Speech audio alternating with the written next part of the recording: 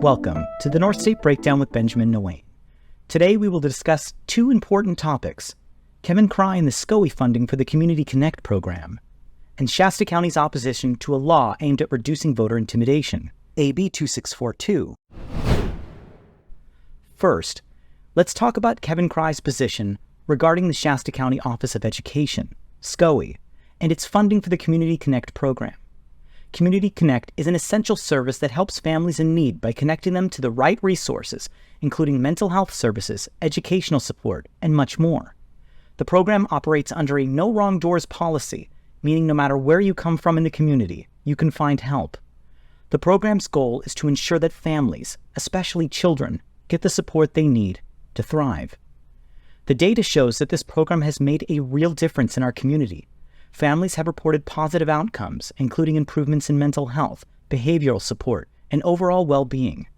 The program's success is clearly reflected in SCOE's data, with measurable improvements in student mental health, school attendance, and family engagement.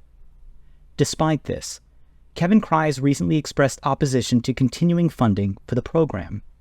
A retroactive contract came up for discussion, and Crye claimed that Community Connect is, quote, the only game in town. They said, you get this money from the state, it's got to be passed through to somebody. We're the only game in town, so why not just give it to us? Implying a lack of competition and oversight. He has indicated that without restructuring the program to his liking, he may withhold or redirect funds. This argument aligns with the ideologies pushed by groups like Moms for Liberty, which has been advocating for defunding public education in favor of private options. While the group claims to support parental rights, its agenda often involves opposing LGBTQ+ rights and promoting school censorship. Crye's position echoes these sentiments, casting doubt on the Community Connect program's value, despite clear evidence of its effectiveness. What's even more troubling is Crye's own involvement in receiving public funds.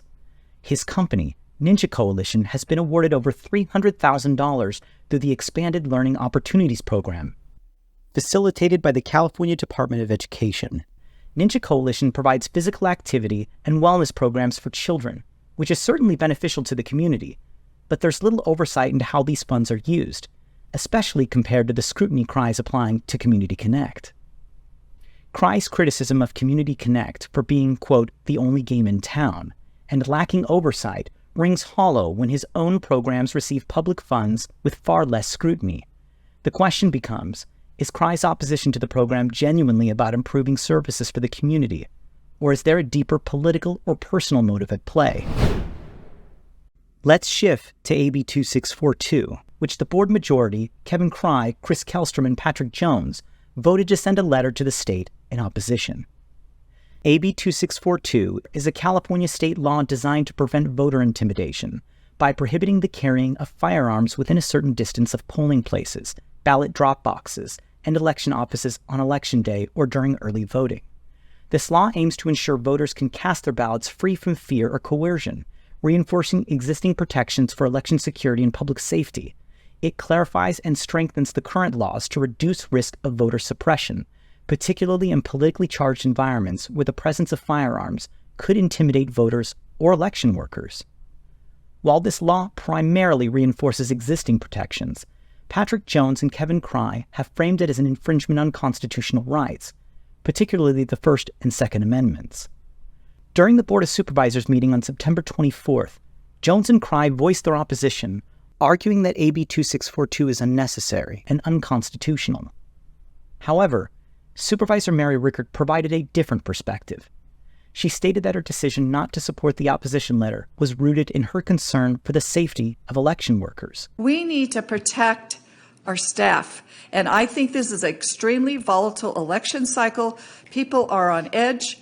Tempers are sometimes over near the boiling point. We've seen it in the past. The discussion was particularly contentious, as Patrick Jones replied with this. So again, Supervisor Garman, Supervisor Rickert, you're not going to be able to stop anybody from coming in, and if you know anything about mental illness, you know that those people. Well, I do know a lot about it. You do. I know you're mental. I mean, you know a lot about mental illness. Hey, Supervisor, stop.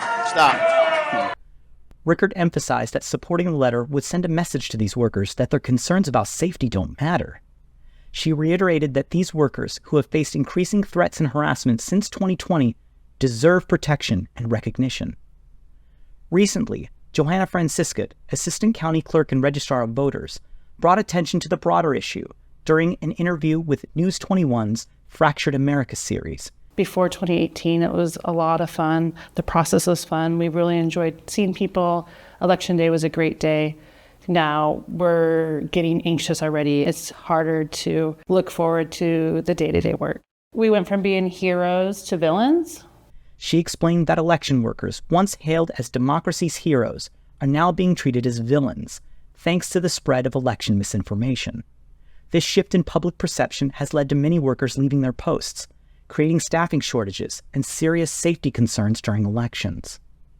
The September 23, 2024 meeting of the Elections Commission also shed light on this growing issue.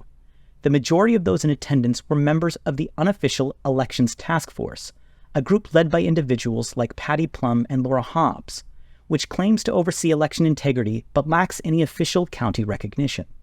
This task force has raised serious concerns due to its questionable legitimacy and influence it wields over certain members of the commission. Although Laura Hobbs is not an official member of the Elections Commission, her involvement in the task force has blurred the lines between legitimate election oversight and politically motivated actions. During that meeting, members of the task force pushed for measures that would severely limit absentee ballots and shift entirely to one-day in-person voting. These changes would disproportionately affect those who rely on mail-in ballots, such as working families and elderly voters, and are a clear attempt at voter suppression. Brad Garbutt, a member of the commission, expressed concerns about these moves, warning that they could lead to widespread voter disenfranchisement. In response to Garbutt's comments, Ronian Lund, the commission chair, attempted to dismiss his concerns by stating that everyone had the same opportunities under the commission's guidelines. Lund went on to read the definition of voter suppression, which states that it involves singling out a specific group by strategy or design. However, Lund failed to acknowledge that certain political groups, particularly those that lean to the left, have historically preferred to vote by mail. The task force's efforts to restrict absentee ballots are a deliberate strategy to suppress those votes, essentially creating voter suppression by design. Getting back to the discussion of AB 2642, former Shasta County Public Defender Jeff Gorder wrote a letter expressing his concerns about the board's opposition to AB 2642. Gorder emphasized the risks of promoting policies that enable voter intimidation, stating that the board's stance on allowing firearms near polling places was not only legally questionable, but also a direct threat to the safety of voters.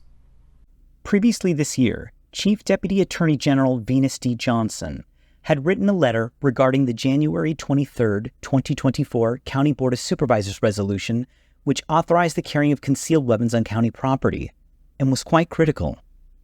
While the board's opposition letter to AB 2642 will likely be ignored by state leaders, it's sending a dangerous message to Shasta County citizens.